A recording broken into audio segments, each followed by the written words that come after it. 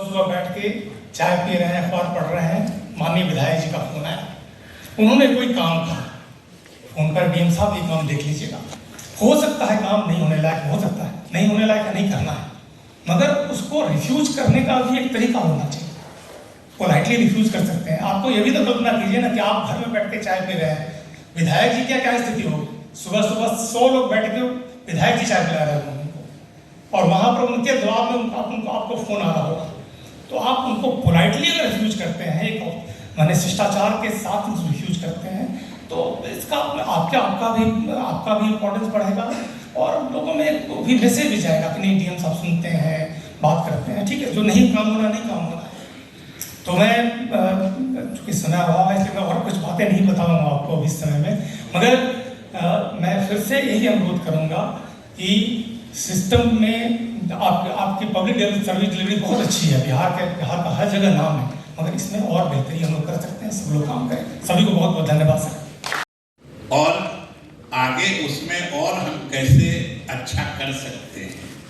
यानी उत्कृष्टता का स्तर कैसे बढ़ा सकते हैं, उसके बारे में विमर्श करने का दिन होता है। वैसे दीपक बाबू ने बहुत सारी चीज़ों की जो व्यवहारिक चीज़ें होती हैं और व्यवहारिक चीज़ें आज के समाज या शासन व्यवस्था में जो आती हैं उसके बारे में इन्होंने चर्चा कर दी है, और जो बातें इन्होंने कही है सही माने में बहुत ही व्यवहारिक है और आप ही की सफलता की वो कुंजी है। जितनी बातें इन्होंने की, अगर उसको एक शब्द में कहा जाए तो वो चीज होती है सामाजिक विश्वसनीयता।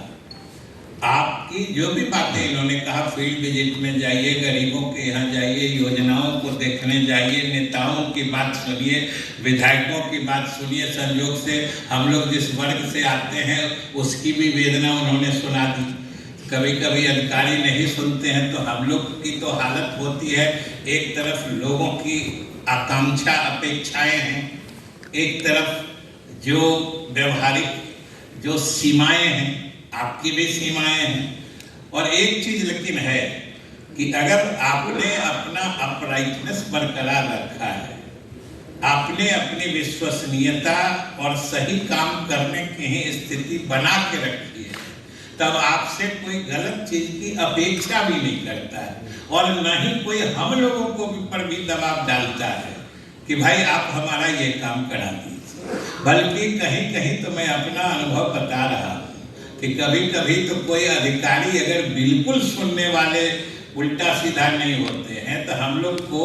गांव का लोग अपने आके कहता है कि सर हम सोच रहे थे कि आपको कहेंगे लेकिन इनको कहने से कोई फायदा नहीं है, तो परेशानी हम लोग की भी दूर हो जाती है। अगर आप सही काम एकदम अपना जो हमने कहा कि वो बरकरार रखते हैं तो ये बड़ी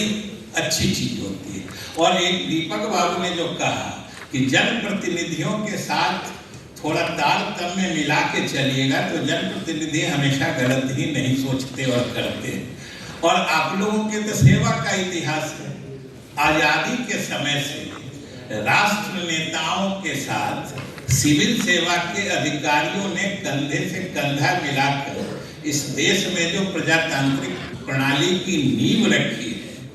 यहाँ तक कि संविधान निर्माण में बताइए जो सिविल सेवा के 2 अधिकारी थे, BN राव और SN मुखर्जी, उसके योगदान को कौन भूल सकता है। संविधान सभा में जिस दिन संविधान अंगीकार हो रहा था, डॉक्टर अंबेडकर ने खुद कहा अपने समापन टिप्पणी में उस दिन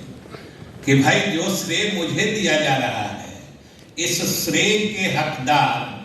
BN राव और SN मुखर्जी भी हैं, क्योंकि ये दोनों अगर नहीं होते तो संविधान को पूरा बनाने में न जाने हमें कितना और वक्त लग जाता। तो आपका सहयोग और आपका योगदान तो इस देश के प्रजातांत्रिक प्रणाली में शुरू से रहा है, इसलिए थोड़ा सहयोग बना के चलने से अब तो जिम्मेदारियां बढ़ गई हैं। कोई पहले वाला विधि व्यवस्था और राजस्व संग्रहण ही नहीं है, अब लोक कल्याणकारी राज्य है, उसमें सारी योजनाओं का क्रियान्वयन आपके हाथ में, चाहे स्वास्थ्य हो, शिक्षा हो, सड़क हो, बिजली हो, पानी हो, योजनाएं तो आप ही के माध्यम से उतरनी है। और बिहार में हम लोग खुशनसीब हैं कि मुख्यमंत्री की जो दूरदृष्टि है या इनकी जो विलक्षण सोच है नई नई योजनाओं को जनहित में बनाने की, उसके सूत्रण की, उसको जो आप जिस प्रभावकारी ढंग से क्रियान्वयन करते हैं, आखिर इसी का नतीजा है कि आज देश भर में विकास का कोई पैमाना हो या कोई मापदंड हो कि हम अगर राष्ट्रीय औसत से बहुत ऊंचा नहीं रहते हैं तो नीचे भी नहीं जाते हैं, हम लोग बराबर रहते हैं।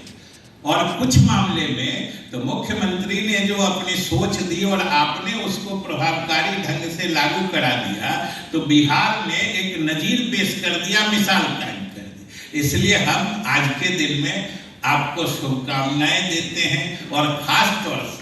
जो बिहार के आप अधिकारी हैं, हम उनको यही शुभकामना देते हैं कि मुख्यमंत्री के नेतृत्व में जो बिहार के लोगों की भलाई में, जनहित में जो योजनाएं चल रही है, उसमें जो आपने पहले से इतना अच्छा काम किया है, अपने उत्कृष्टता का स्तर इतना ऊंचा ले जाइए, जो आप ही के समकक्ष पदाधिकारी जो देश के दूसरे हिस्सों में रहते हैं वो आपसे रश्क करने लगे। यही हमारी शुभकामना है। बहुत बहुत धन्यवाद। बहुत आभार, धन्यवाद। माननीय मंत्री वित्त वाणिज्य कर एवं संसदीय कार्य विभाग श्री विजय कुमार चौधरी सर का